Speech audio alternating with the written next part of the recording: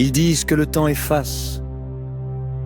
Mais comment tu veux oublier quand les pierres du Rif gardent les secrets que les livres ont refusé d'écrire? Alors écoute. Ceci n'est pas un épisode, mais un retour aux sources. Là où la vérité brûle sous la poussière et les silences, là où commence la guerre du Rif.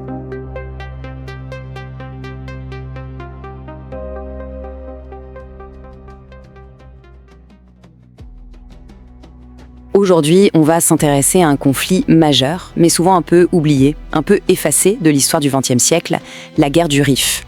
C'est l'histoire incroyable d'une résistance qui a littéralement changé les règles du jeu.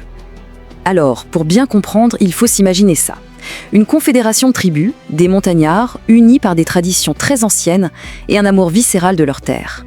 Eh bien, cette confédération, elle va réussir à infliger une défaite, mais une défaite absolument humiliante. Pas à une, mais à deux grandes puissances coloniales de l'époque, l'Espagne et puis la France. Et la réponse à cette résistance, ça a été terrible. Ils ont subi la toute première utilisation massive d'armes chimiques contre des civils, un crime de guerre dont les cicatrices, on va le voir, sont encore visibles aujourd'hui. Voilà le programme pour décrypter tout ça ensemble. On va d'abord voir qui est ce peuple rifin, puis on parlera du choc d'Anouel, de la naissance d'une république moderne, du crime des armes chimiques, et pour finir, de l'héritage de ce conflit qui se fait encore sentir de nos jours.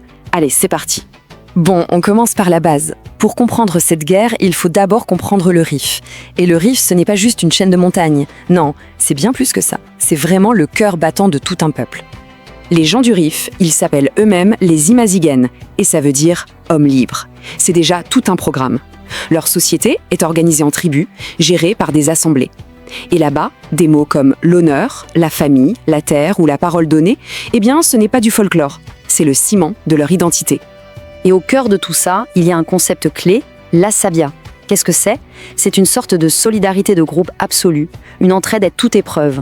On pourrait presque dire que c'est leur logiciel social, et c'est ça qui va leur donner la force de tenir tête à des empires. Et cette force collective, justement, elle est sur le point de provoquer un véritable tremblement de terre. On est en 1921. Et pour l'Espagne coloniale, ce qui s'annonce, c'est un véritable cauchemar. Le chiffre est juste vertigineux. 13 000. C'est le nombre de soldats espagnols tués ou capturés en à peine 3 jours. L'armée espagnole, mal préparée, mal commandée, s'effondre complètement face aux tactiques de guérilla des Rifins. C'est ce qu'on appelle le désastre d'Anoual. Et cette citation d'un historien espagnol, elle dit tout. Elle montre bien l'ampleur du traumatisme. Pour l'Espagne, Anoual, c'est une humiliation nationale. Une défaite si écrasante que, des années plus tard, on la comparera à Dien Bien Phu pour la France. C'est dire. Mais attention, cette victoire n'est pas le fruit du hasard. Pas du tout. Derrière, il y a un homme, un stratège, un visionnaire, que personne, vraiment personne n'avait vu venir. Son nom, Mohamed Ben Abdelkérim Al-Khattabi. Et son profil est fascinant. Ce n'est pas qu'un chef de guerre, c'est un intellectuel. Il a étudié le droit islamique, mais aussi le droit européen. Il parle plusieurs langues. Il a même travaillé pour l'administration espagnole avant de se retourner contre elle. C'est un homme qui fait le pont entre deux mondes. Du côté des puissances coloniales, c'est l'incompréhension totale. L'idée même qu'un chef de tribu des montagnes puisse vouloir, et surtout puisse réussir à bâtir un État moderne, c'est tout simplement impensable pour eux. C'est du mépris, de la condescendance, ils n'y croient pas une seconde. Et pourtant, c'est exactement ce qu'il va faire. Abdelkrim ne se contente pas de gagner une bataille. Il bâtit un projet politique. En 1923, il fonde la République du Rif. Une vraie république avec un gouvernement, une monnaie, une armée. C'est une révolution en Afrique du Nord. Face à cette république qui leur tient tête, l'Espagne, bientôt rejointe par la France, se retrouve dans une impasse. Et c'est là qu'elles vont décider de franchir une ligne rouge. Un crime va être commis et il restera secret pendant très très longtemps. Et attention, on ne parle pas de quelques frappes isolées. Non, c'est une campagne méthodique, systématique, qui va durer des années. L'aviation espagnole, aidée par les Français, largue des tonnes de bombes chimiques. Et la cible, ce ne sont pas que les combattants. Ce sont les villages, les marchés, les points d'eau. L'objectif est clair, terroriser la population pour la faire plier. Les conséquences sont effroyables et elles durent encore aujourd'hui. Le gaz moutarde, c'est un poison qui s'infiltre dans la terre, dans l'eau et dans les corps pour des générations.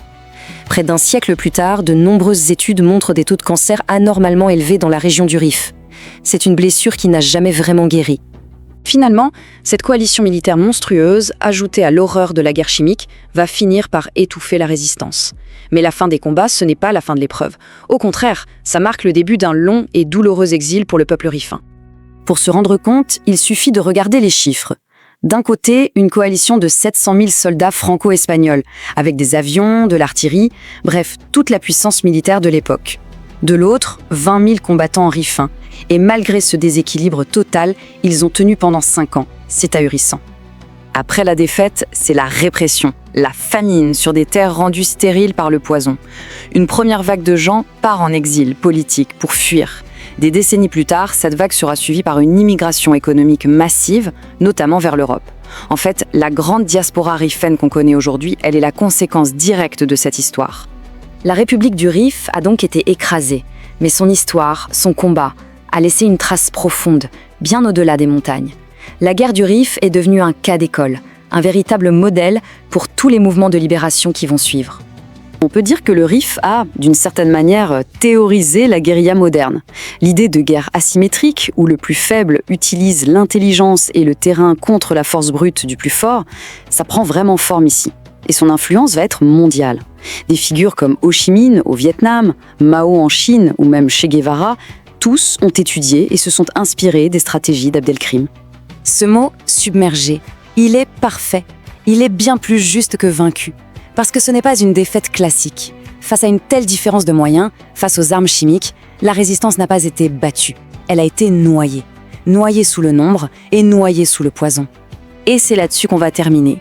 Cette histoire, qu'on a longtemps essayé de mettre sous le tapis, elle n'a jamais vraiment disparu.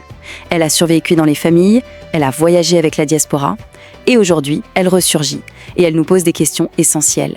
Sur la justice, sur la mémoire, et sur l'incroyable capacité de résilience d'un peuple. La guerre du Rif.